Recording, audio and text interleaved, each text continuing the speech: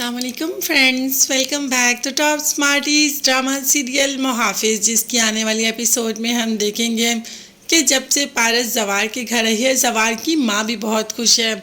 उसे पारस अच्छी लग रही है। यह शायद इसलिए कि पारस के बाप ने उसके शौहर के इलाज का सारा खर्च उठाया है। चाहे जो भी है, जवार की माँ तो पारस के आगे पीछे ही होती रहती है, मगर जवार को ये महसूस हुआ जैसे पारस खुश नहीं, हर वक्त खोई खोई रहती है। तो पारस से पूछ ही लिया कि क्या आप यहाँ पे खुश नहीं, आप हर वक्त मुझे खोई खोई नज़र आती हैं।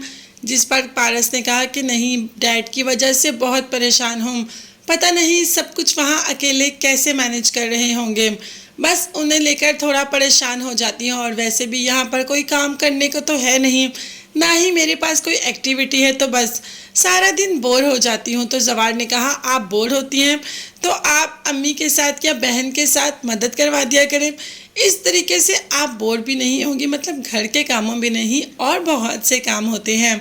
खैर, आज तो जवार बेहद खुश हुआ जब उसने देखा कि पारस पंजाबी सूट में रूम से बाहर आई।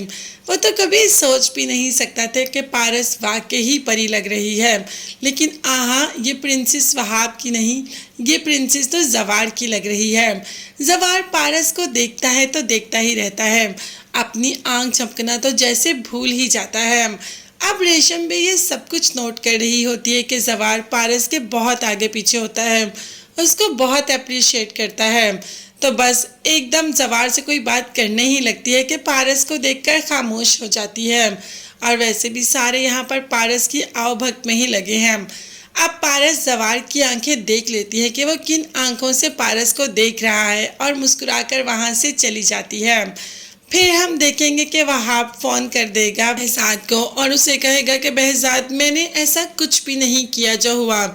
मुझे पारस बहुत पसंद थी, मैं उससे शादी करना चाहता था, ना कि उसके साथ कुछ ऐसा करना चाहता था। बहजाद का कहना था कि मैं जानता हूँ, अगर तुमने कुछ ऐसा किया होता तो 24 घंटों के अंदर अंदर तुम इस दुनिया में ना रहते। मेरे साथ तो जो किया मेरे बहुत ही करीबी, मेरे बहुत ही अपनों ने किया, जिन पर मैं कभी सोच कर भी शक नहीं कर सकता। अब वहाब दुरानी को तो पता चल गया कि किसका नाम ले रहा है बहजाद, इसीलिए तो बहजाद से कह दिया कि मैं जानता हूँ तुम किसका नाम लेना चाह रहे हो, और वो तुम्हारा कौन सा अपना है। बस अपनी बहन से मेरी तरफ से नदीम के लिए ताज़ियत कर लेना, यही तो चाहता था बहजाद। बहजाद जो कि वहाब को कहता रहता है कि वहाब तुम ऐसा कुछ नहीं करोगे, मगर वहाब कॉल बंद कर देता है। बहजाद यही चाहता है कि नदीम के साथ बहुत बुरा करे, मगर बहजाद उसके साथ बुरा कर नहीं सकता, क्योंकि वो बहजाद का बहनोई भी है, और अपनी बहन के साथ ऐसा करने का बहजाद सोच भी नहीं सकता। मगर हाँ, वहाब दुरानी को तो बता सकता है, और वहाब दुरानी नदीम के साथ सब कुछ करने का हक रखता है। तो अब देखते हैं कि वहाब नदीम के साथ क्या करेगा।